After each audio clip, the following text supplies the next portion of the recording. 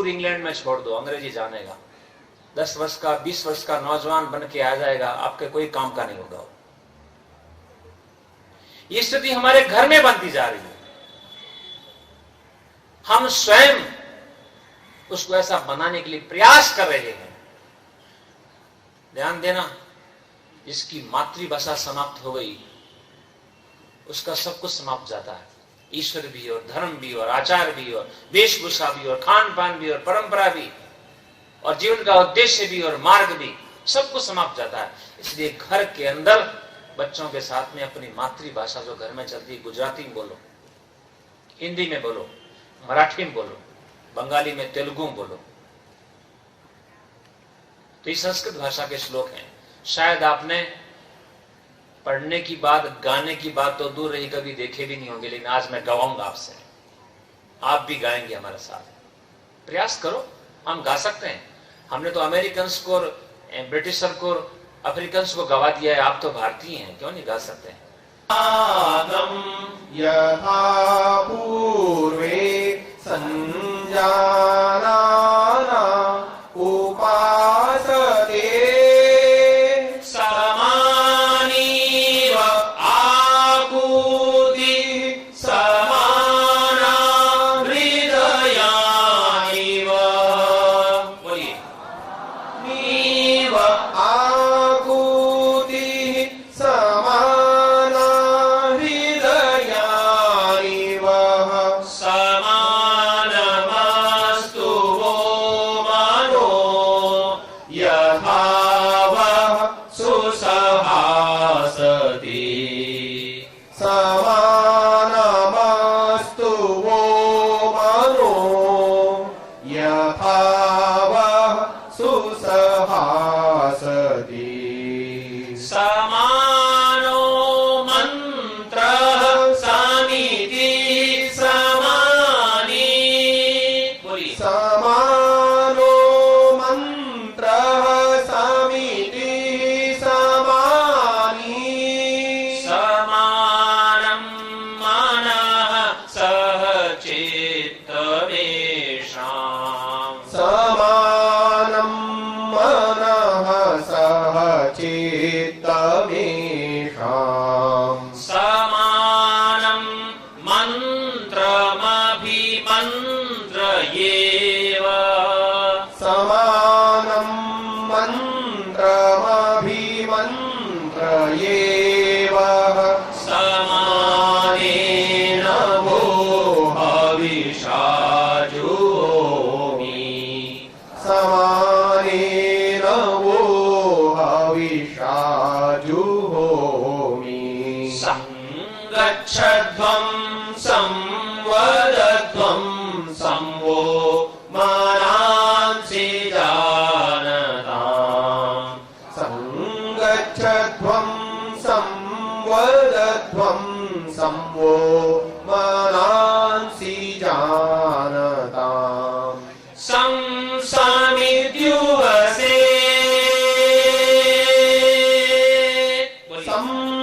संसमिद्युवसे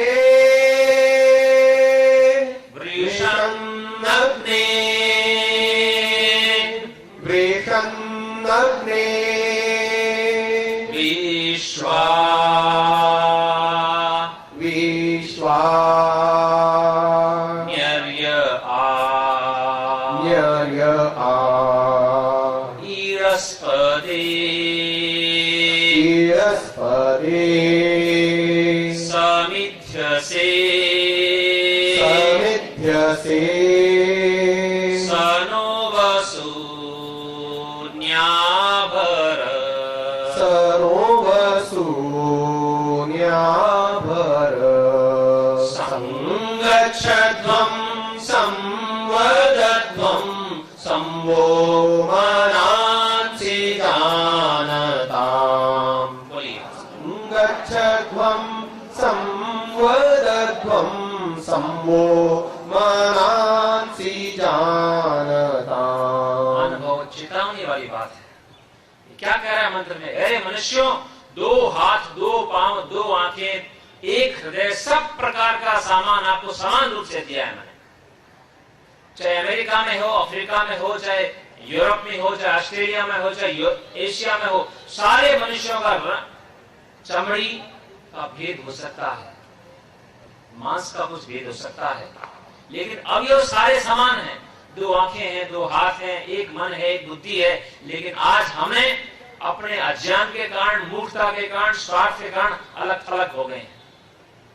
कोई कुछ कर रहा है, कोई कुछ खा रहा है, कोई कुछ पी रहा है, कोई किसी प्रकार के अपने जीवन को व्यतीत कर रहा है। ये हमारे लिए प्रेरणा की बात है, सबके लिए, हमारे लिए नहीं, मनुष्य मात्र के लिए। जब तक अमेरिका और यूरोप और अफ्रीका और एशिया और ऑस्ट्रेलिया, सारे विश्व के लोग एकता को प्राप्त नहीं होंगे, एक ईश्वर को नहीं मानेंगे, एक भाषा नहीं होगी, एक संविधान नहीं होगा, तब तक युद्ध चलते रहेंगे, भय लगा रहेगा, आशंका मन में बनी रहेगी। ये वेद का आदेश है, इस कार्य को हम करने जा रहे हैं, आप भी हमारा सहयोग दें।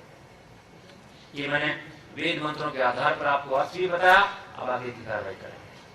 पूज्य आचार्य श्री ज्ञानेश्वर जी दर्शनाचार्य, दर्शन योग महाविद्यालय रोजड़ एवं उनके साथी ब्रह्मचारी एवं स्वामीगण के द्वारा किया गया वेद पाठ के लिए हम उनका धन्यवाद करते हैं। आगे के कार्यक्रम को बढ़ाते हुए मैं आपके समक्ष दर्शन योग महाविद्यालय रोजड़ गुजरात से पधारे हुए पूज्य आचार्य श्री का सर्वप्रथम मैं परिचय कराऊंगा। पूज्य आचार्य श्री ज्ञानेश्वर जी आर्य दर्शन योग विद्यालय रोजड़ साबरकांठा गुजरात के आचार्य हैं। आपने 1974 में गृह त्याग किया था। इससे पूर्व जो अपने पैतृक व्यवसाय घर का था, सोने चांदी के व्यापार आदि का, ऐसे वैभव भरे घर को छोड़ने के पश्चात लंबे समय तक गुरुकुलों में रहते हुए आचार्य श्री ने वेदों का, व्याकरण का, दर्शनों का, उपनिषदों का अध्ययन किया, जिसमें आप गुरुकुल कालवा हरियाणा में लंबे समय तक पूज्य आचार्य बलदेव जी, जो स्वामी रामदेव जी के भी गुरु हैं, स्वामी रामदेव जी से भी पूर्व उनके चरणों में पूज्य आचार्य श्री को व्याकरण आदि पढ़ने का अवसर मिला। इसके पश्चात इन्होंने गुरुकुल कांगड़ी से निरुक्त की शिक्षा ली है और विश्व प्रसिद्ध योगी पूज्य स्वामी सत्यपति जी महाराज के चरणों में बैठ करके जिस विद्यालय के आप आचार्य श्री हैं, उसी विद्यालय के प्रारंभिक सत्र में उनके चरणों में बैठ करके आपने दर्शनों की शिक्षा प्राप्त की। इसके अलावा दर्शन योग विद्यालय के भी आप आचार्य हैं। आपने कई पुस्तकें लिखी हैं, जैसे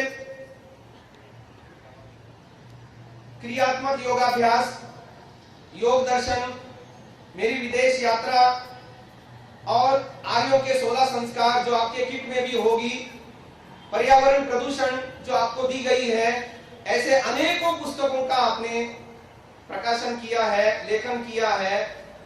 और दर्शन योग महाविद्यालय पिछले 21 सालों से 40-45 से भी अधिक दार्शनिक वैदिक विद्वानों का निर्माण कर चुका है आपके आचार्यत्व में, आपके मार्गदर्शनत्व में।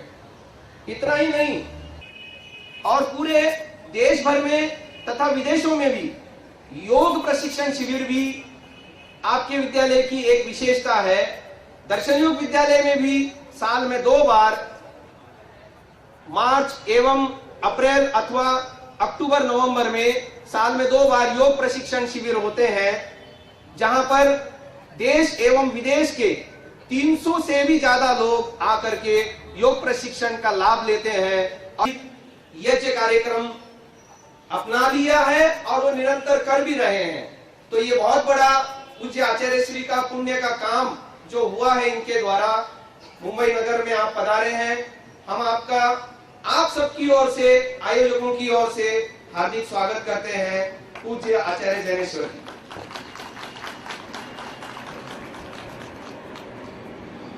भाइयों और बहनों, श्री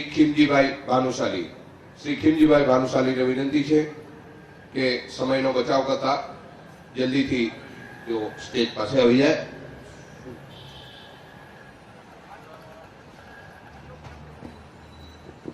એવી જ રીતે આપણે શ્રી નરસિંહભાઈને વિનંતી કરીશું કે તેઓ તૈયાર રહે. બ્રહ્મચારી દિનેશ કુમારજી જેઓ રોજરથી પધાર્યા છે, આપશ્રીનું સ્વાગત. હું એ જ રીતે શ્રી મનસુખભાઈને વિનંતી કરીશ, જેઓ કચ્છ કાઢવા પાટીદાર ટ્રસ્ટના ટ્રસ્ટી છે, કે તેઓ આચાર્યજીનું સ્વાગત કરશે.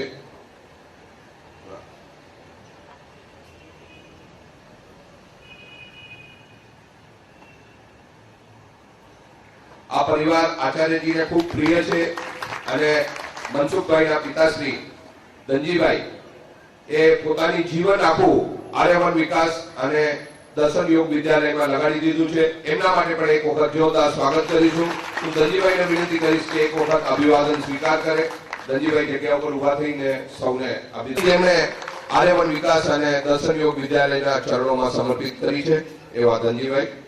એવી જ રીતે હું નરસિંહભાઈને વિનંતી કરીશ કે બ્રહ્મચારી દિનેશ કુમારજી ખૂબ વિદ્વત બ્રહ્મચારી છે અને જ્ઞાનેશ્વરજીના માર્ગદર્શનમાં તેઓ યોગ શિબિર અને આપણી આજે આ બેઠા છીએ એ યજ્ઞ પ્રશિક્ષણ શિબિરનું સંચાલન કરતા હોય છે આચાર્ય. એ જ રીતે આપણી વચ્ચે દર્શન યોગ વિદ્યાલયથી આપણી વચ્ચે પધાર્યા છે ઋષિદેવજી. માન્ય મણિલાલભાઈને વિનંતી કરીશ કે તેઓ એમનું સ્વાગત કરે. ઋષિદેવ મંત્રી છે અને આ શિબિરમાં એમનો અનન્ય ફાળો રહેલો છે. માન્ય જયંતિભાઈ ભાસ્કરજી બ્રહ્મચારીજીનું સ્વાગત કરશે. માન્ય જયંતિભાઈ.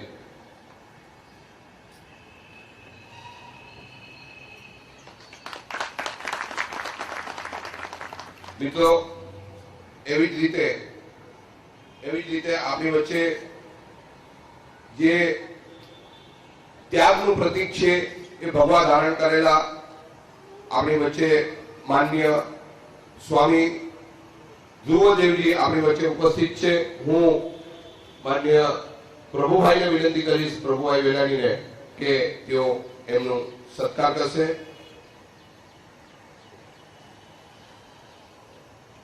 દોસ્તો, એવી જ રીતે અહીં સંચાલનમાં જેઓ ઘાટકોપર અને મુંબઈમાં ધૂમ મચાવી રહ્યા છે અને જેમની વિદ્વતાથી આપણો સમાજ ખૂબ જ પ્રભાવિત થયો છે એવા બ્રહ્મચારી અરુણજી આપણી વચ્ચે ઉપસ્થિત છે, જેઓ મારી જોડે માઇક સંચાલન કરી રહ્યા છે. એમનું સન્માન કરવા માટે હું વિનંતી કરીશ કે ભાઈ હિંમતભાઈ.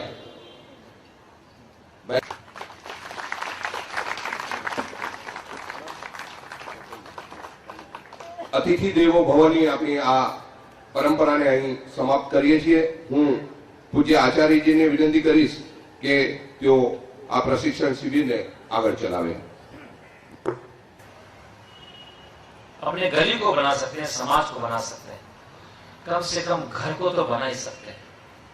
हमारे हाथ में आज भी इस भयंकर नरकमय वातावरण में मैं देखता हूं, हजारों घरों में जाता हूं मैं, स्वर्ग है वहां. ये स्वर्ग क्या है, नरक क्या है? जिस घर में शांति है, सुख है, प्रसन्नता है, आनंद है, निर्भीकता है, प्रेम है, परस्पर विश्वास है, एक दूसरे के साथ सद्भाव से व्यक्ति रहते हैं, एक दूसरे के प्रति लगाव है, लागणी तुम्हारी भाषा में, स्वर्ग है. जो स्वस्थ है, संपन्न है, सुखी है, स्वर्ग है वहां. ध्यान देना, स्वर्ग का संबंध सुख से है, सुख का संबंध शांति से है, शांति का संबंध प्रेम से है, प्रेम का संबंध विश्वास से है, विश्वास का संबंध सच्चाई से है, सच्चाई का संबंध कर्तव्य भावना से है, और कर्तव्य भावना जो है पुरुषार्थ और त्याग की अपेक्षा रखती है, और पुरुषार्थ और त्याग तपस्या जो है बिना ईश्वर की भक्ति के, बिना ईश्वर के विश्वास के नहीं होता.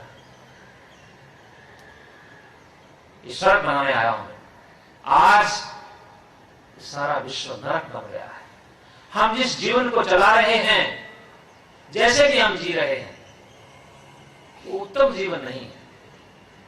बड़ा हमारे पास में अच्छे धन संपत्ति होगी, अच्छे मकानों में रह रहे हैं, अच्छी गाड़ियों में रह रहे हैं, अच्छी हमारे पास कारें हैं, अच्छे कपड़े पहन रहे हैं, अच्छा भोजन खा रहे हैं, हमारे पास लाखों करोड़ों की संपत्ति हो गई है।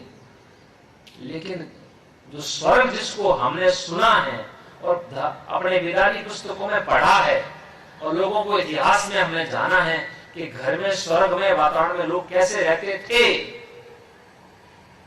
वो स्वर्ग आज घरों में नहीं है। सबकी बात नहीं कह रहा मैं, 2-5% छोड़ दीजिए जिनके घर में स्वर्ग है, लेकिन अधिकांश घरों के अंदर आज नरक में वातावरण है। ये नरक क्या है?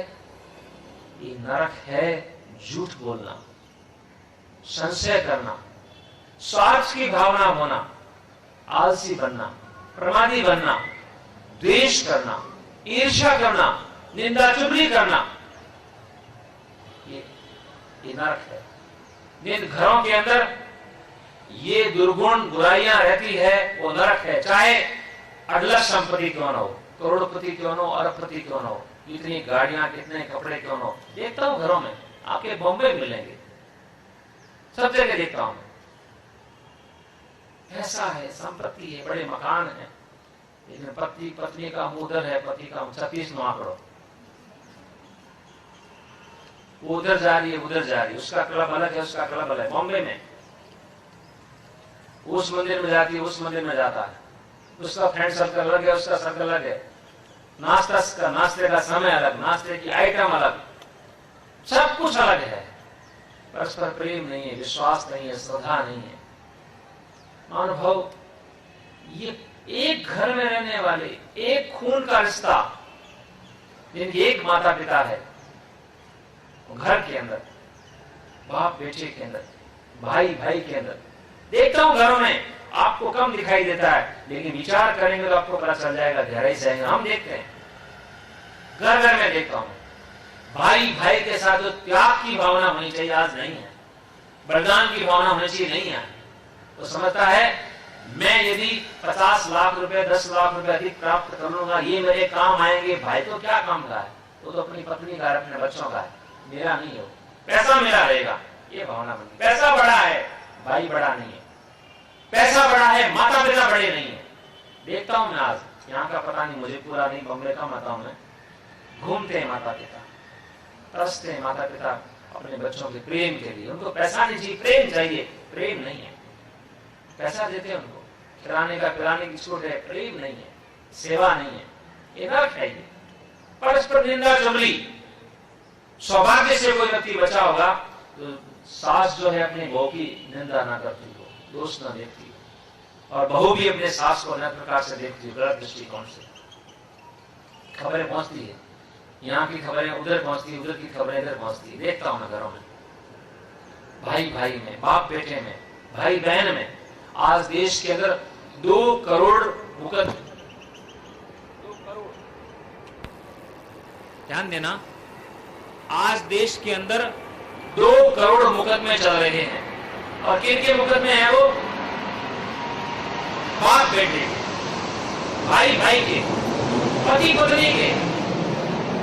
अब मुझे बताइए, इन 2 करोड़ परिवारों में तो नरक है। ये तो मुकदमे की बात है।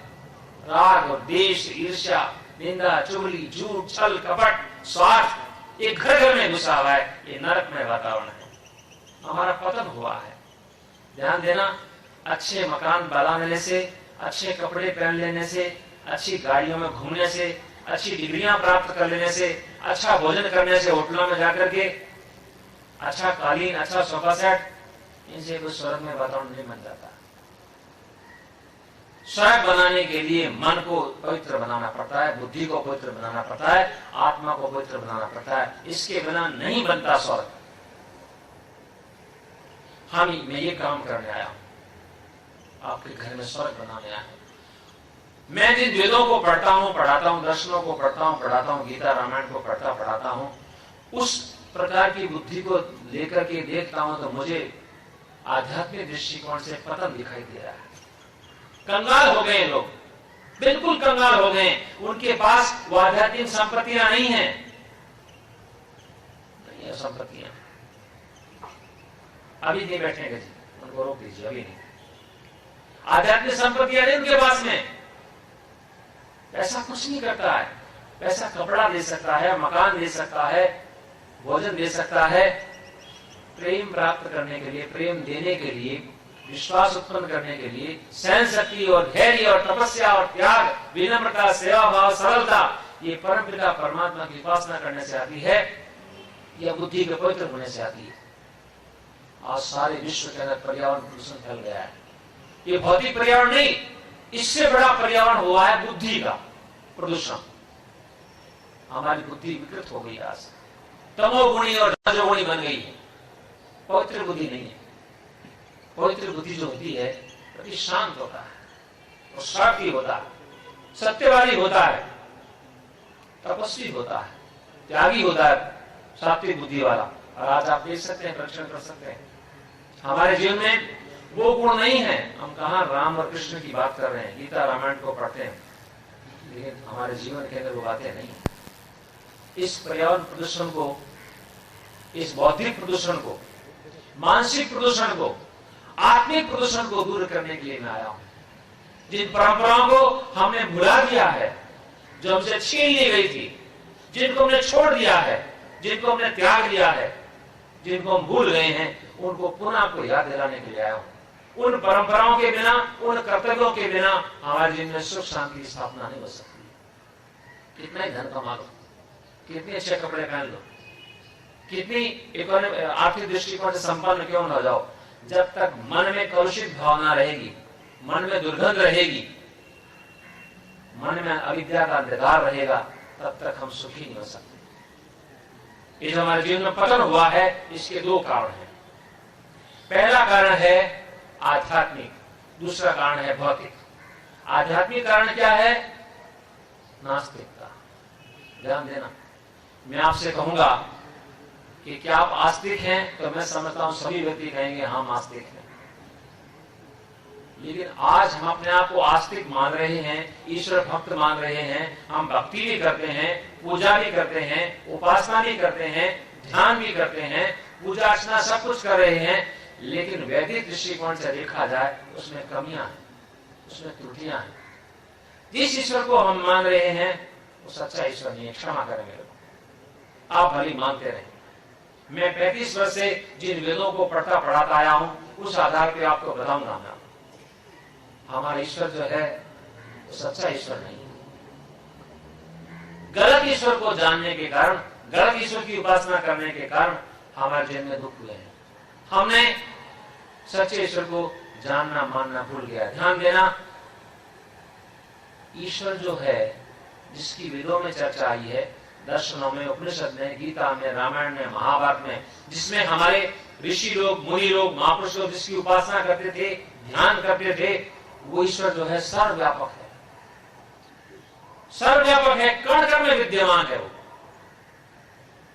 किसी एक स्थान पर नहीं है, हमारे शरीर में है, हमारे अंतःकरण में है, हमारे मन में है, हमारी बुद्धि में है, हमारी आत्मा में है। हमारी आत्मा के अंदर ईश्वर ही है और कोई नहीं।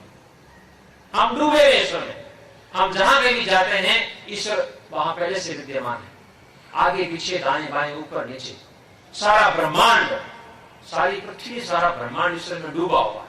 कैसे उदाहरण देता हूं आपको, रसगुल्ला मिलता है ना, रसगुल्ला देखा आपने? रसगुल्ला रस में होता है डूबा हुआ, और रसगुल्ले को निचोड़ो उसमें भी रस होता है। ऐसी स्थिति है। हम जो मनुष्य हैं ये रसगुल्ले के समान है। हमारे अंदर ईश्वर भरा हुआ है और हमारे बाहर भी ईश्वर है। हम ईश्वर में बैठे हैं, ईश्वर में पैदा होते हैं, ईश्वर में खाते हैं, पीते हैं, बड़े होते हैं, विवाह करते हैं, बच्चे पैदा करते हैं, बूढ़े होते हैं, ईश्वर में मर जाते हैं, फिर ईश्वर में पैदा होते हैं। मछली, पानी में मछली पैदा होती है, पानी में जीती है, खुलती है, कूदती है, पानी में मर जाती है, स्थिति है। ईश्वर में हम अनादि काल से हैं और अनंत काल तक रहेंगे। ईश्वर को छोड़ के कहीं जा सकते, ईश्वर जो है वायु के समान है।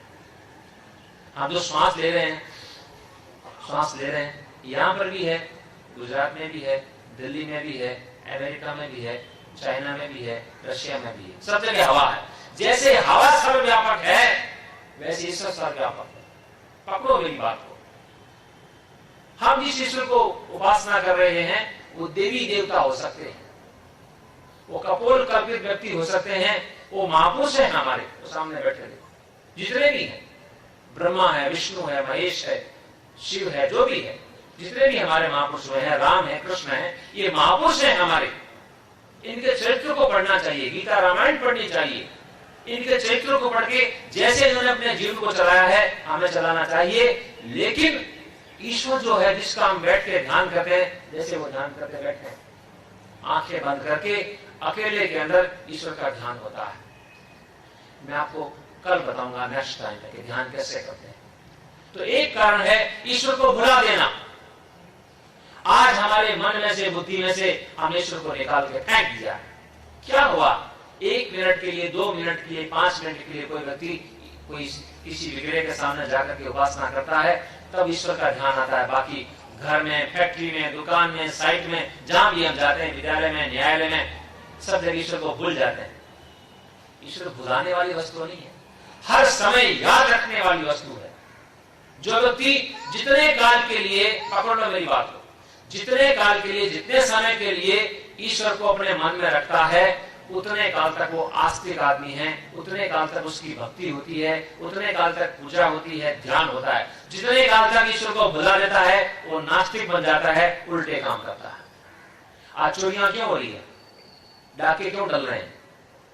व्यभिचार क्यों हो रहा है? शराब क्यों पी जा रही है? धोखाधड़ी क्यों हो रही है? झूठ क्यों बोल रहे हैं? जितने झूठ बोलने वाले हैं, ये झूठे, छली, कपटी, कामी, क्रोधी, लोभी, मोही, ईर्ष्यालु, अहंकारी, अन्यायी, पक्षपाती जितने भी हैं, सारे व्यक्ति ये दिमाग में मान के चलते हैं मुझे कोई देख नहीं रहा है, मुझे कोई जान नहीं रहा है, मेरे को दंड नहीं मिलेगा। ऐसा उनके दिमाग में भावना बनी हुई है, तब वो चोरी कर रहे हैं। अंधकार में चोरियां होती है। जितने पाप, दुराचार, व्यभिचार, चोरियां, डाके, उल्टे काम रात में अंधेरे में होते हैं। अंडरग्राउंड में, अंडरग्राउंड नाम सुना ना? अंडरग्राउंड का मतलब दिखाई न दे। ये अंडरग्राउंड हमारे दिमाग में बना हुआ है। हमने ईश्वर को निकाल के फेंक दिया है, अथवा कपोल कल्पित ईश्वर को मान लिया है। मानव ईश्वर हमेशा हमारे साथ में था, है और रहेगा, हर समय हमको देखता है। ईश्वर को मानने की प्रक्रिया ये है। आपको एक पत्र दिया गया है, छोटा सा, कहां है कार्ड? छोटा कार्ड दीजिए, इसको आप पढ़ना। ईश्वर का स्वरूप है, छोटा सा, अभी नहीं, बाद में मिलेगा आपको, मिलेगा आपको। ईश्वर सर्वव्यापक है, सर्वज्ञ है, सर्वांतर्यामी है, हमारे अंग संग है, हमको देखता है, सुनता है, जानता है। उससे छिप करके हम कोई काम नहीं कर सकते। जो मन में विचारते हैं सब जानता है, हमारे कर्मों का साक्षी है और कर्म फल दाता है, हम छूट नहीं सकते। ये भोला भाला मान मनुष्य ये विचारता है कि मैंने ईश्वर से छुप करके काम कर लिया है, किसी ने देखा नहीं है। अरे भले आदमी, मत मान तू इस प्रकार की, ये नास्तिकता है। जो ये विचार करता है कि मैंने जो काम किया है, झूठ बोला है, छल कपट किया है, अन्याय किया है, पक्षपात किया है, उल्टे सीधे काम किए, जो भी, मुझे कुछ ने देखा नहीं, मुझे दंड मिलेगा नहीं, मैं कुत्ता घोड़ा गधा बनूंगा नहीं, अंधा काना खोड़ा बनूंगा नहीं मैं। जिसके मन में ये विश्वास है वही नास्तिक है। कोई मंदिर में जाने से व्यक्ति आस्तिक नहीं बन जाता, कोई दिया बाती जलाने से आस्तिक नहीं बन जाता, कोई प्रसाद चढ़ाने से, माला फेरने से, तीर्थ यात्राएं करने से, लाल नीले दुपट्टे पहनने से और किसी प्रकार से जटाजूट करने से कोई धार्मिक नहीं बनता, आस्तिक नहीं बनता। बताऊंगा मैं आपको धीरे धीरे। आस्तिक वो है जो हर समय अपने मन में विचार रखता है, चाहे घर में हो, चाहे दुकान में हो, चाहे स्कूल में हो, चाहे फैक्ट्री में हो, चाहे वर्कशॉप में हो, चाहे साइट पे हो या खेत में हो, हर समय विचारता है कि एक सर्वव्यापक सत्ता मुझे देख रही है, सुन रही है, जान रही है, मेरे कर्मों का साक्षी है और कर्म फल देगा, अगला जन्म भी होगा मेरा। ऐसा विचार करके झूठ नहीं बोलता है, छल कपट नहीं करता है, हिंसा नहीं करता है, अन्याय नहीं करता है, पक्षपात नहीं करता है, वो व्यक्ति आस्तिक है, वही भक्ति होती है। भक्ति केवल मंदिर में नहीं होती है, भक्ति केवल ध्यान के समय नहीं होती, भक्ति फैक्ट्री में होती है, दुकान में होती है, साइट पे होती है, हर जगह होती है। मैं आगे बताऊंगा आपको। तो पहला कारण है ईश्वर को भूल जाना, ईश्वर को बिल्कुल नेग्लेक्ट कर देना। दूसरा कारण है भौतिक। भौतिक कारण क्या है, ये सुन लीजिए। मानव वैदिक दृष्टिकोण से विचार करें तो आज जो हम विकृत हो गए हैं उसका कारण है पर्यावरण प्रदूषण। हम जहरीले हो गए हैं। क्यों? हम जहर खाते हैं, जहर पीते हैं, जहर सूंघते हैं, जहर पहनते हैं, जहर के वातावरण में हम सब कुछ जहरमय वातावरण बन गया है। उदाहरण दे रहा हूं आपको। हम जो खा रहे हैं वो जहरीला है। कैसे जहरीला है? आज देश के किसी भी कोने के अंदर आप देखेंगे स्वाभाविक रूप से खेती नहीं हो रही है। किसान लोग यहां कम होंगे, कुछ लोग होंगे। वेदों में क्या आया है? हमें वेद पास में मिट्टी को पहले अच्छी प्रकार से बोया जाता है, उसको अच्छी प्रकार से उसकी धुलाई की जाती है, गुड़ाई की जाती है, और बीज होते हैं गेहूं के, चावल के, चने के, उनको घी में, दूध में, दही में, ध्यान देना मैं वेद की बात बता रहा हूं। जो बीज है, बी हमारी भाषा में, उनको गेहूं में, गेहूं में, दूध में, दही में, तेल में, विभिन्न प्रकार के अच्छे पदार्थों में इसको गीला करके फिर भूमि में डाला जाता है। ये प्रक्रिया है हमारी। और आज क्या स्थिति है? भूमि के अंदर बीज को किससे चोपड़ा जाता है? आपको पता नहीं होगा, कुछ जानते होंगे। भयंकर औषधियां हम सूंघ नहीं सकते, खाने की बात दूर रही। उससे गेहूं को, चने को, चावल को, मूंग को चोपड़ा जाता है। और साथ में एक और उसके साथ में डाला जाता है खाद। दो प्रकार का, एक ही साथ होता है। 2 बार जहर हो गया। तीसरी बार जब 2-4 पत्ते निकलते हैं, अभी कॉम्पल निकली, बेचारा छोटा सा हुआ है, 2-4 जड़ गई है, उसके ऊपर और स्प्रे करते हैं ताकि कोई छोटी कीड़ी मकोड़ी ना खा जाए। फिर और आगे बढ़ता है, 1-2 फीट का होता है तो और उसके ऊपर स्प्रे करते हैं। चौथी बार जहर हो गया। फिर फूल आते हैं तो फूल गिर ना जाए, चिड़िया कीड़े मकोड़े खा ना जाए, तो 5वीं बार और जहर डालते हैं। फिर फल आते हैं तो 6वीं बार और जहर डालते हैं। ऐसा जहरीला जो पदार्थ पैदा होता है, अन्न, शाक, कंद, मूल आदि, उसको जब स्टोर करते हैं तो लंबे काल तक चलेगी। तो स्टोर रूम के अंदर भी जहर की गोलियां डालते हैं, स्प्रे करते हैं। ये 7वीं बार हो गया। ऐसे जहरीले पदार्थ, चाहे वो गेहूं हो, चना हो, या खाद्यान्न हो, सब्जियां हो, शाक हो या फल हो, जब खाते हैं तो पचता नहीं है। तो पचाने के लिए और जहर डालते हैं, गोलियां खाते हैं। वो पच तो गया, अब निकल नहीं रहा है, निकालने के लिए और जहर डालते हैं। और निकल तो गया, फिर भी जहर का अंश बच गया, वो बचे जहर के लिए और गोलियां डालते हैं। जहर जहर जहर जहर जहर। ये जहर को खा करके, पी करके ये जहरीला बन गया। आज आप देखेंगे कैसा बोलता है व्यक्ति। सांप को जहरीला मानते हैं ना, लेकिन ध्यान दो, सांप की 5-7 प्रकार की जातियां हैं, वो जहरीली होती हैं। बाकी बेचारे जहर नहीं होते उनके अंदर, सामान्य कीड़ा होता है। और वो जहरीला सांप जो 5-10% होता है, वो भी तब किसी को काटता है जब उसके ऊपर पांव आता है या भय लगता है, तब उसको काटता है। और ये जहरीला सांप जो है हमेशा काटता रहता है। ये क्रोध करना, ईर्ष्या करना, द्वेष करना, झूठ बोलना, स्वार्थी बनना, छली कपटी बनना, अन्यायी बनना, पक्षपाती करना, शोषण करना, ये सब जहर है। आजकल के लोग ये कविताएं लिखते हैं ना, कवि लोग होते हैं, लघु कथाएं लिखते हैं। एक व्यक्ति ने लघु कथा लिखी, पढ़ी मैंने, कि आज जो है भेड़िए जो है जंगल में कम है और शहर में ज्यादा हो गए। आज स्थिति ऐसी हो गई है, जंगल के अंदर कोई भेड़िया मिलेगा या कोई शेर भी मिल जाएगा, इतना डर नहीं होगा, वो पेड़ पे चढ़ जाएगा, रक्षा कर लेगा। लेकिन को अपरिचित स्थान पे कोई आदमी मिलता है तो ज्यादा डर लगता है उसको। अनुभव स्थितियां मानी हमारी, हमने स्वयं कुल्हाड़ी मारी अपने पांव के ऊपर। आज हम जो पानी पी रहे हैं ना, ये आपके सामने बिस्लेरी रखी है ना, किले की, क्यों रखी है जी? इसलिए रखी है, आज नल के ऊपर, टेप के ऊपर पानी पीते हैं, कहीं शुद्ध नहीं है, विषाक्त पानी है। देखिए आपको कैसा पानी पिलाया जा रहा है। गंगा पवित्र है, लेकिन गंगा का पानी शुद्ध नहीं है। आज झीलें और कुएं और नहरें और नदियां और पोखर और तालाब, झरने, सब कुछ विषाक्त हो गए हैं, पीने योग्य नहीं पानी। हमने अपने कुकर्मों के कारण ऐसी स्थिति बना ली। जहर जहर जहर। यहां कारण क्या बना? भोगों की प्रवृत्ति, अत्यधिक भोग।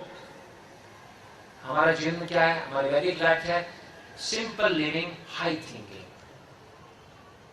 और राजा महाराजा, आज मैं अतिशयोक्ति नहीं कर रहा, हम जिस जीवन को जी रहे हैं भौतिक दृष्टिकोण से, ये कभी 100 वर्ष पहले, 50 वर्ष पहले, 200 वर्ष पहले राजा महाराजा का जीवन हुआ करता था। लेकिन आज भौतिक दृष्टिकोण से राजा महाराजा बन गए हैं, लेकिन व्यवहारिक दृष्टिकोण से, मानसिक दृष्टिकोण से हमारा जीवन उस प्रकार का नहीं है। उदार नहीं है, शांत नहीं है, सरल नहीं है, तपस्वी नहीं है, त्यागी नहीं है। परिणाम प्रभाव पड़ा है। हम अत्यधिक भोगों की प्रवृत्ति हमारी हो गई है। एक सामान्य व्यक्ति को अपने तन को ढकने के लिए कितना वस्त्र चाहिए? आदमी को कितना चाहिए? पैंट शर्ट 2 मीटर ऊपर, 1-2 मीटर नीचे। एक पैंट रखे, 2 पैंट रखे, 5 मिनट रख ले, कल्पना करो बड़ा व्यक्ति हो तो। कोई बहुत अधिक बड़ा व्यक्ति हो, 10 पैंट रख ले, 10 जब्बा लहंगा रख ले, 50-50 जब्बा लहंगा रख रहा है।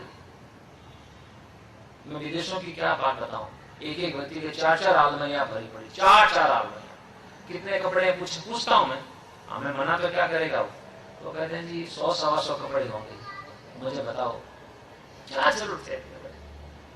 एक आदमी 100 पैंट रख रहा है, 100 शर्ट रख रहा है, 100 ट्राउजर रख रहा है, 10-20 उसके ओवरकोट है, 50-50 जोड़ियां जुराब की है।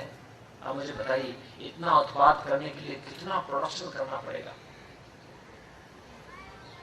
कितना देखो नहीं, गैस चैम्बर बना हुआ है, ये गैस चैम्बर जहां रह रहे हैं, गैस चैम्बर है ये कोई पवित्र स्थान नहीं है।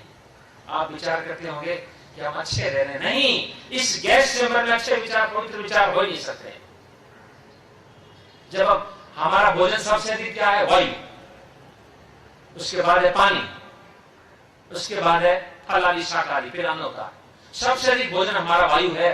13 बार 1 मिनट में लेते हैं, 13 बार छोड़ते हैं। ये विषाक्त वायु है। अत्यधिक भोगों की आसक्ति होने के कारण प्रोडक्शन अधिक हुआ है। इसका कारण प्रदूषण अधिक बढ़ा। देखना कितनी ट्रामें चल रही है। बंबई के अंदर ये ट्रैफिक ज्यादा हो गया ना, कारण क्या है? यहां से घाटकोपर से यहां पास में जाना है, उसके लिए भी कार। जिसको कार की आवश्यकता नहीं, स्कूटर से काम चल सकता है, वो भी कार ले रहा है। जिसको एक कार से काम चलता है, वो 4 कारें ले रहा है। मैं ये नहीं कर रहा, आपके भी हो सकती है। साइकिल से काम चल सकता है। मैंने देखा विदेशों के अंदर बड़े बड़े बैंकों के अधिकारी, बैंकों के मैनेजर, वो साइकिल पे जा रहे हैं। आश्चर्य हुआ मेरे को। और यहाँ किसी बैंक के मैनेजर को कहोगे साइकिल पे जाओ, बुरा मानेगा। मानव, ये हमने स्वयं अपने पांव में कुल्हाड़ी मारी। अत्यधिक औद्योगिक प्रवृत्ति के कारण भयंकर प्रदूषण फैल गया है। ये वायु के कारण सारा आकाश जो है, यहां इतनी गंदगी नहीं जितनी आकाश में है। और आकाश की गंदगी जो है वो वायु में मिलती है। वायु जो है पानी के साथ मिलती है, और पानी धरती पे गिरता है। आज धरती बहुत गंदी हो गई है, शुद्ध की नहीं है। कोई व्यक्ति कहे कि मेरे घर में गाय खड़ी है, मैं अपने खेत का मैं घास खिलाता हूं, शुद्ध चारा देता हूं, ये शुद्ध किया। हम कहते नहीं है, क्योंकि धरती जो है वो गंदी बनी हुई है, चारे भी गंदे हैं, पानी भी गंदा है। हम ये कहें, हमारे वन के अंदर हमारी गौशाला, हमारे प्रधान जी बैठे हैं, धनजी भाई और मनसुख भाई जी, 80-100 गायें हैं। हम ये तो कहते हैं कि मुंबई में रखड़ने वाली आसपास के गांव से तो शुद्ध घी है, लेकिन 100% शुद्ध घी नहीं है, शुद्ध नहीं है। क्यों? जो पानी गिरता है विषाक्त है, धरती विषाक्त है, बीज विषाक्त है, और बिना इस विष के पैदावार नहीं होती है हमारी। हम जो खा रहे हैं, हम जो पानी पी रहे हैं, बिस्लेरी को छोड़ दीजिए, हम जो दूध ले रहे हैं, हम जो घी खा रहे हैं, हम जो अनाज खा रहे हैं, हम जो सब्जियां खा रहे हैं, हम जो फल खा रहे हैं, हम जो ड्राई फ्रूट्स खा रहे हैं, ये सारे विषाक्त हैं। आप माने अथवा ना माने, परिणाम ये निकला, जब खा रहे हैं तो अशुद्ध है, विषाक्त है, जहरीले है। इससे रस, रक्त, मांस, मेद, मज्जा, अस्थि, रज और वीर्य, ये 7 धातुएं हैं, ये भी जहरीली बन गई है, और इसका प्रभाव पड़ता है मन के ऊपर। मन भी जहरीला बन गया है, और मन का प्रभाव पड़ता है बुद्धि के ऊपर, वो भी जहरीली बन गई है। और बुद्धि जैसी होती है वैसा जीवात्मा देखता है। आगे बताऊंगा मैं आपको। हमारे देखने की दृष्टि में जहर है। किसी दूसरे व्यक्ति को धनवान है, रूपवान है, बलवान है, विद्वान है, तपस्वी है, त्यागी है, सेवाभावी है, उस रूप में नहीं देखते हैं। ईर्ष्या पैदा होती है, जेलसी पैदा होती है, कामना पैदा होती है, वासना पैदा होती है। ये क्या है? जहरीला है। हमारे विचारने में जहर है, बोलने में जहर है, करने में जहर है।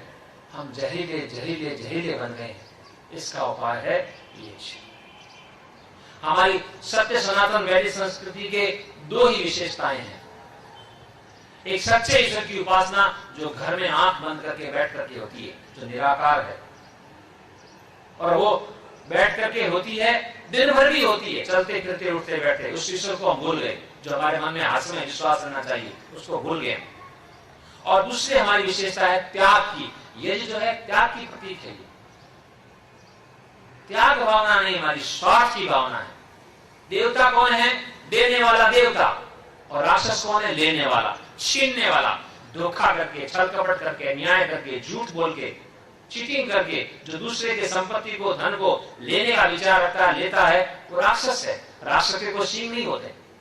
जिसके मन में दूसरे की धन और संपत्ति को या अधिकार की वस्तु को लेने की इच्छा होती है, वो राक्षस है। और जिसके मन में दूसरे व्यक्ति को देने की इच्छा होती है, सहयोग करने की इच्छा होती है, वो देवता है। ये जो है हमको देव बनाएगा, ये मैं आपको बताऊंगा। ये देने की प्रवृत्ति उत्पन्न करेगा। अपने लिए दूसरे से लेने की इच्छा मत करो, ये है यज्ञ। दूसरे के लिए देने की इच्छा करो। स्वयं भूखे रहो, दूसरे को खिलाओ, ये है यज्ञ। स्वयं प्यासे रहो, दूसरे को पिलाओ, ये है यज्ञ। स्वयं जागो, दूसरे को सुलाओ, ये है यज्ञ। स्वयं कष्ट उठाओ, दूसरे को सुख दो, ये है यज्ञ। त्याग की भावना आती है, व्यक्ति याजिक बन जाता है। आज हमारे लोगों से छीनने की इच्छा है, छल से, कपट से, न्याय से, धोखाधड़ी से, चालाकी से लेने की इच्छा है। ये राक्षसपन है। त्याग इदन न मम, मैं आपको बताऊंगा आगे चलकर। ये त्याग की भावना जब तक जीवन में नहीं आती है, तब तक घर में स्वर्ग नहीं होता है। भाई कहे मैं काम करूंगा, आप आराम से रहो। बेटा कहे पिताजी आप आराम करो, मैं कमाऊंगा, मैं भागादौड़ी करूंगा। पिता कहे नहीं, तू अपना काम कर, मैं अपना काम करता हूं। इसी प्रकार सास, इसी प्रकार बहू, इसी प्रकार देरानी और जेठानी, सब घर में ये विचार करे मैं स्वयं अधिक काम करूंगी, पुरुषार्थ करूंगी, दूसरे को आराम दूंगी, मैं सुखी बनाऊंगी, मैं सुख दूंगी। वहां वो यज्ञ कर रही है। आगे बताऊंगा मैं। यज्ञ जो है हम करेंगे, इससे मन में त्याग की भावना आएगी, देने की, लेने की भावना नहीं आएगी। आज हमारे मन में मैं दूसरों से क्या प्राप्त कर सकता हूं, ऐसे मन में भावना बनेगी। कोई देता भी है, कोई किसी को ये विचार के देता है इतना दूंगा तो इतना मिलेगा, मेरे 100 दूंगा तो 500 मिलेगा, तो देने का विचार करता है। और ये विचार करता है, ये देखता है यहां मैं 100 दूंगा, मेरे को 5 में नहीं मिलेगा, तो वो देता नहीं। अनुभव, ये त्याग की भावना सिखाएगा आपको। ये नई चीज नहीं है। मैंने आपको बताया ये जो है सृष्टि के आदि से होता आया है। 1,96,08,53,110 वर्ष हो चुके हैं, तब से यज्ञ इस धरती पे निरंतर होता आया है। ध्यान देना, मैं आपको ये सिखाऊंगा आज से, ये वही यज्ञ है जो भगवान राम और कृष्ण करते आए हैं, ये आपके सामने बैठा है। और हम कोई इतने बड़े हो गए, हम इतने व्यस्त हो गए हैं कि हमारे पास बिल्कुल यज्ञ करने को टाइम नहीं है कि भगवान कृष्ण जो राजा थे, राजा एक बहुत बड़े प्रांत के उत्तरी भारत के, वो दोनों समय करते थे। भगवान राम दोनों समय करते थे, एक समय नहीं, दोनों समय यज्ञ करते थे। प्रातः काल उठ करके 4 बजे उठ करके जंगल में जाकर के फ्रेश होकर के ईश्वर का ध्यान करते थे, तो ध्यान करके चित्र लगाया। उसके बाद में आकर के यज्ञ करते थे, ब्राह्मणों को बुलाते थे, वेद पाठ करते थे, वेद का प्रवचन सुनते थे, दान देते थे, तब जाकर के मुंह के अंदर डालते थे। और आज क्या हो गया, बेड टी, सुना ना आपने, लेटे लेटे। ये हमारी संस्कृति नहीं है। इतने काम करने के उपरांत उठना, फ्रेश होना, स्नान करना, व्यायाम करना, यज्ञ करना, वेद पाठ करना, सत्संग करना, उसके बाद में मुंह के अंदर ये कुछ डालना, ये हमारी प्रवृत्ति थी। हमारी दोनों समय यज्ञ करते थे। ध्यान देना, जंगल में आज आप देखते हैं ना, सड़कों के किनारे, एरोड्रम पर और रेलवे स्टेशन पर ये लोग बैठ करके करते हैं ना, हमारे मुस्लिम भाई, हमें आश्चर्य होता है। ऐसे ही हमारे जो देवी देवता हैं, जब सायंकाल का समय होता था, जब सुबह का समय होता था, रथवान को कहते थे, रोक दो रथ को, ईश्वर की उपासना का समय हो गया है, यज्ञ का समय हो गया है, ईश्वर की उपासना करेंगे। जंगल के अंदर बैठ करके मानव हमने ईश्वर को छोड़ दिया, ये हमारी दुर्दशा हो गई। अब मैं आपको निश्चित कहता हूं, जितने मन में आनंद और उत्साह और निर्भीकता होनी चाहिए, आज हमारे जीवन में नहीं है। जितनी मन में शांति और प्रसन्नता और संतोष होना चाहिए, आज हमारे जीवन में नहीं है। कारण क्या है, ईश्वर को निकाल के फेंक दिया, ईश्वर को दबा दिया। केवल धन हमारे दिल में, धन कमाना बुरा नहीं है, खूब धन कमाना चाहिए, अच्छे मकान होने चाहिए, गाड़ियां होनी चाहिए, अच्छे कपड़े, अच्छा भोजन, इसका निषेध नहीं है। ईश्वर को छोड़ करके नहीं, धर्म को छोड़ करके नहीं, न्याय को छोड़ करके नहीं, आदर्श को छोड़ करके नहीं, सत्य को छोड़ करके नहीं, इनको छोड़ करके हम धन के पीछे लगेंगे, जो लगे हुए हैं, तो फिर दुख का कोई पारावार नहीं। ये बातें मैं आपको बताने का प्रयास करूंगा। तो मैं आपको 2 बातें बताई।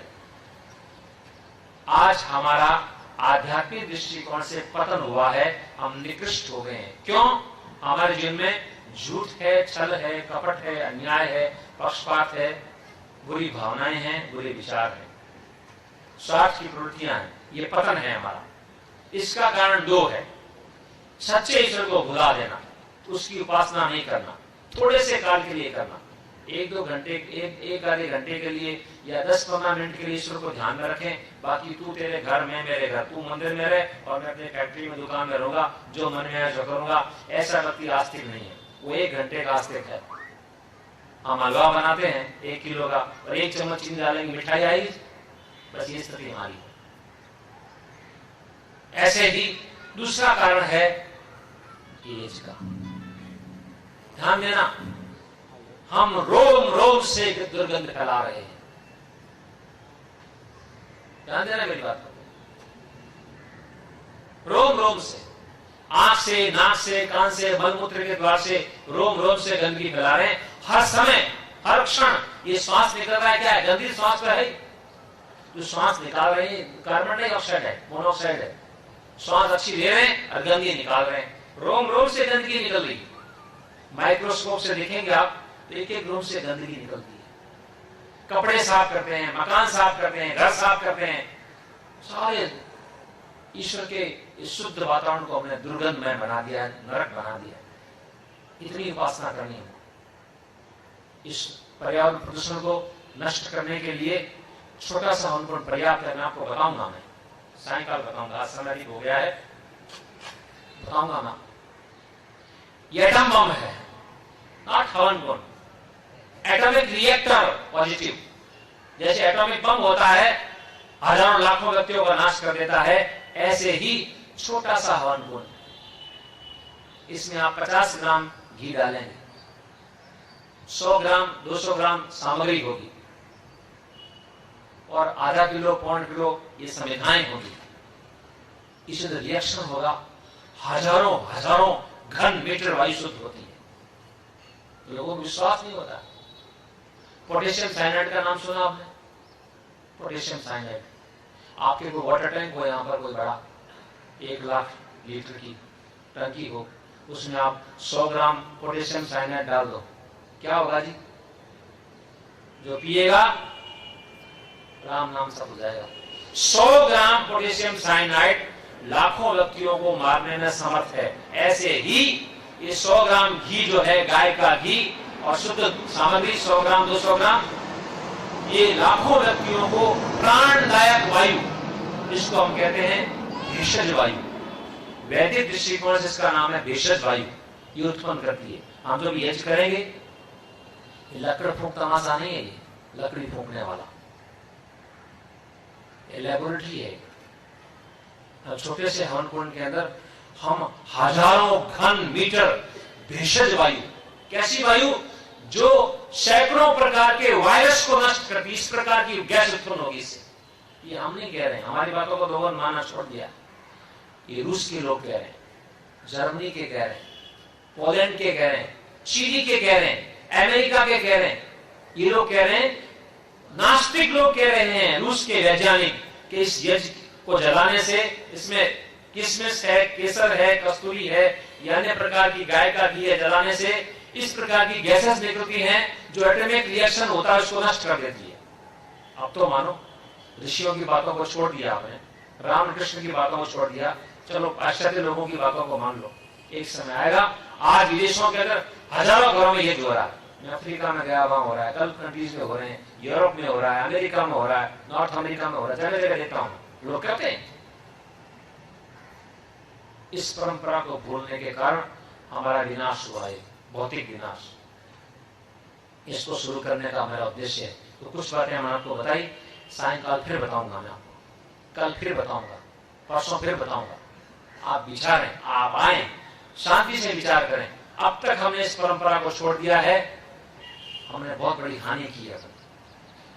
ईश्वर मूर्ख नहीं है, ऋषि मुनि मूर्ख नहीं थे जो यज्ञ करते थे, बुद्धिमान थे वो, जिनको भगवान मानते हैं, जिनको आराध्य मानते हैं, जिनकी पूजा करते हैं, उनके कार्यों को भी तो देखें। इसलिए ये कुछ बातें मैंने आपको बताई हैं, आपको और बताऊंगा। अब मैं इसको विराम देता हूँ। ओम शांति। खूब खूब आभार, बहुत बहुत धन्यवाद पूज्य आचार्य श्री का।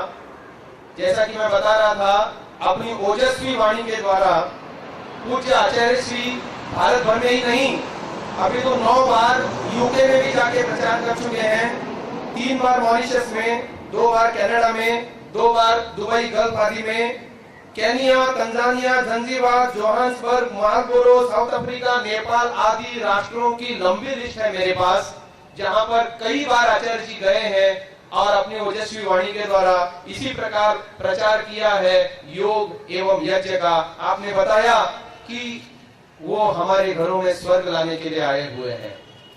हमें अपने जीवन में सुबह से लेकर के शाम तक ईश्वर को अपने जीवन का एक महत्वपूर्ण साथी बना लेना चाहिए और सच्चा आस्तिक बनना चाहिए। और उन्होंने ये भी बताया कि हम कैसे जहरीले हो चुके हैं, जहर सूंघते हैं, जहर पीते हैं, जहर खाते हैं, जहरीले वातावरण में रहते हैं, और इसी जहरीले वातावरण को शुद्ध कराने के लिए और उस प्रक्रिया को सीखने के लिए, सिखाने के लिए आए हैं पूज्य आचार्य श्री। मैं उनका पुनः एक बार धन्यवाद करता हूं। और अब समय होता जा रहा है प्रतिभाव का।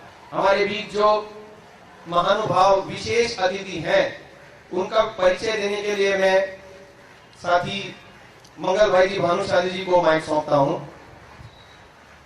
मित्रों, हमारे बीच में बहुत से महानुभाव यहाँ पे बैठे हैं।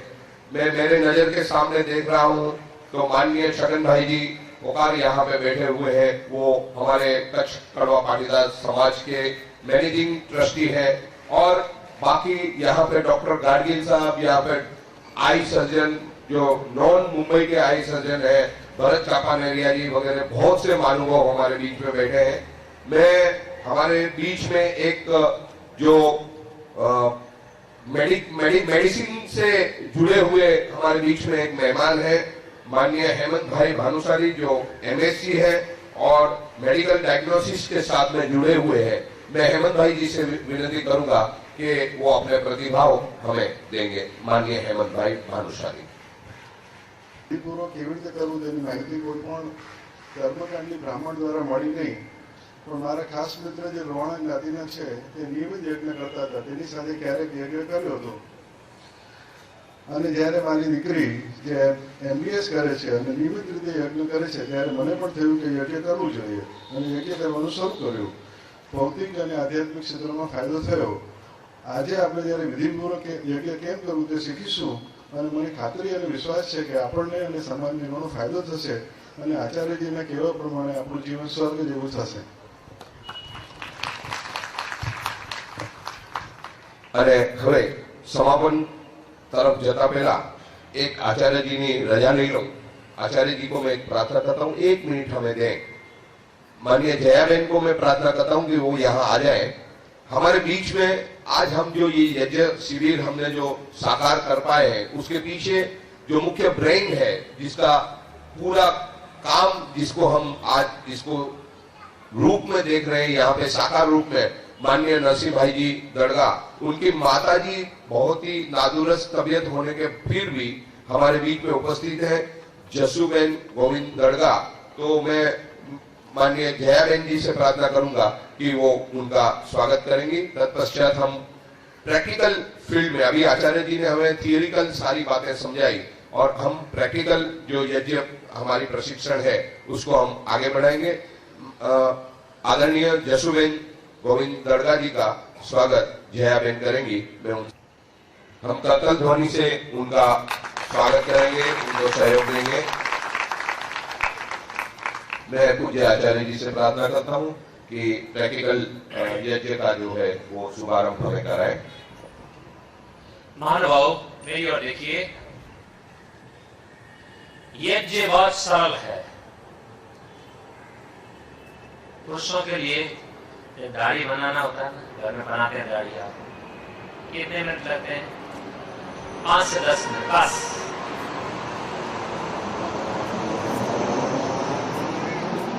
केवल 5 से 10 मिनट के लिए समय निकालेंगे। ऐसी प्रैक्टिस मैं करा दूंगा 3 दिन। अभी पिछले 3 महीने पहले मैं अमेरिका में था।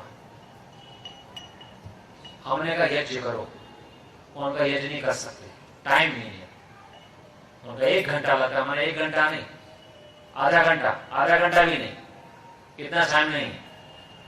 15 मिनट में निकाल सकते, 10 मिनट 10 मिनट भी नहीं, 5 मिनट, हाँ 5 मिनट निकाल सकते। मैंने कहा मेरी गारंटी है 5 मिनट में सिखाऊंगा मैं, और मैं सिखा दी केवल 5 मिनट के अंदर।